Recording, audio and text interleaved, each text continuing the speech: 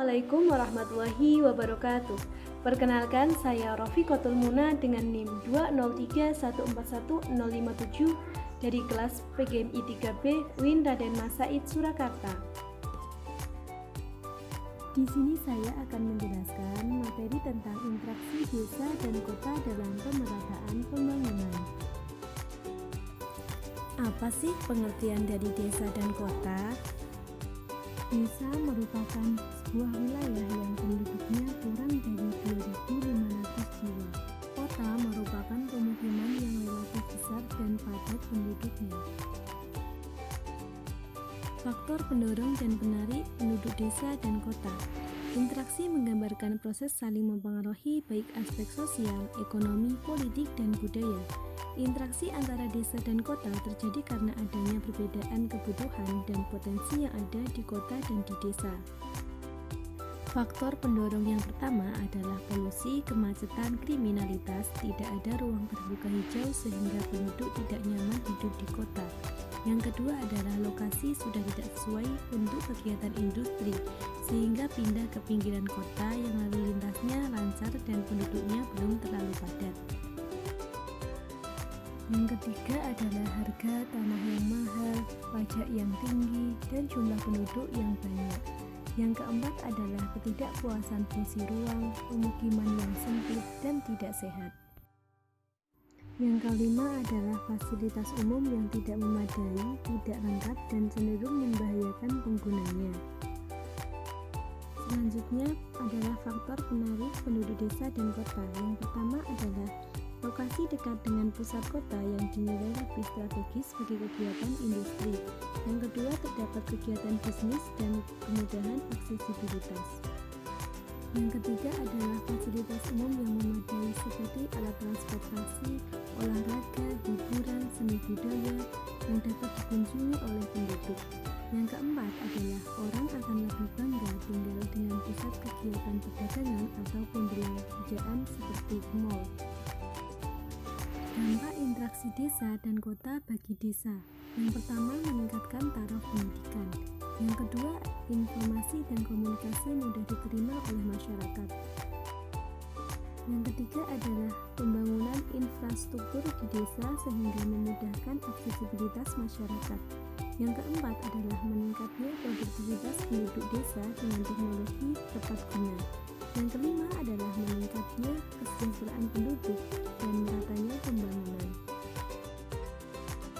Yang keenam adalah berkembangnya organisasi di desa yang bertujuan untuk mengembangkan dan meningkatkan kesejahteraan penduduk seperti ibu-ibu PKK, Karang Taruna, dan UMKM.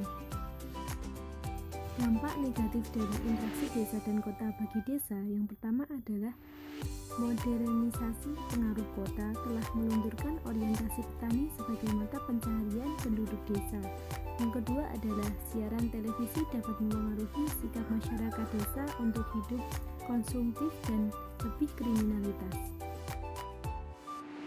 Yang ketiga adalah pemuda di desa lebih tertarik kerja di kota daripada menjadi petani, karena mindsetnya adalah bekerja di kota akan memiliki gaji yang besar.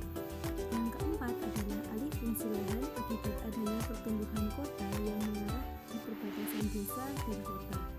Yang kelima adalah tata cara dan pola hidup masyarakat kota cenderung mengubah masyarakat desa. Yang tadinya masyarakat desa hidup dengan sederhana. Selanjutnya adalah pencemaran lingkungan akibat ulah manusia. Selanjutnya meningkatnya pengangguran, pembangunan tidak terkendali dan berkurangnya bahan pangan dan sebagainya. Dampak interaksi desa dan kota bagi kota yaitu dampak positif yang pertama adalah tercukupinya kebutuhan pangan bagi penduduk kota yang berasal dari desa, karena mayoritas penduduk desa bekerja sebagai petani. Yang kedua adalah jumlah tenaga kerja di kota yang melimpah, karena masyarakatnya yang banyak tetapi tidak diimbangi dengan lapangan pekerjaan yang banyak juga. Yang ketiga adalah produk kota dapat dipasarkan di desa karena kemudahan teknologi. Yang keempat adalah peluang berwirausaha yang luas di kota. Dampak negatif dari interaksi desa dan kota bagi kota, yang pertama adalah penduduk desa yang datang ke kota tanpa keahlian yang dimiliki akan menimbulkan permasalahan di kota tersebut. Yang kedua adalah penduduk berpendapatan rendah sulit untuk memenuhi kebutuhan hidupnya karena biaya hidup di kota yang mahal. Yang ketiga adalah harga lahan di kota yang mahal, sehingga warga yang tidak mampu terpaksa menggunakan lahan yang tidak layak huni, seperti jembatan dan tempat kumuh lainnya. Yang keempat adalah terjadinya degradasi lingkungan karena pembangunan yang tidak terkendali, seperti perombakan hutan dan sebagainya. Peran desa dalam pembangunan yang pertama adalah sebagai penghasil bahan baku untuk kegiatan di kota. Yang kedua sebagai penyedia tenaga kerja yang dibutuhkan di kota. Yang ketiga menjadi destinasi tujuan pemasaran hasil produksi industri di kota. Yang keempat sebagai tempat tujuan wisata yang dimanfaatkan oleh masyarakat kota. Peran kota dalam pembangunan yang pertama adalah sebagai pusat pendidikan yang dibutuhkan masyarakat desa. Yang kedua sebagai pemasok barang-barang industri yang dibutuhkan oleh desa. Yang ketiga adalah sebagai pusat pemerintahan kebijakannya mempengaruhi desa. Yang keempat adalah sebagai pusat informasi dan perkembangan teknologi. Pembangunan kota dan alih fungsi lahan.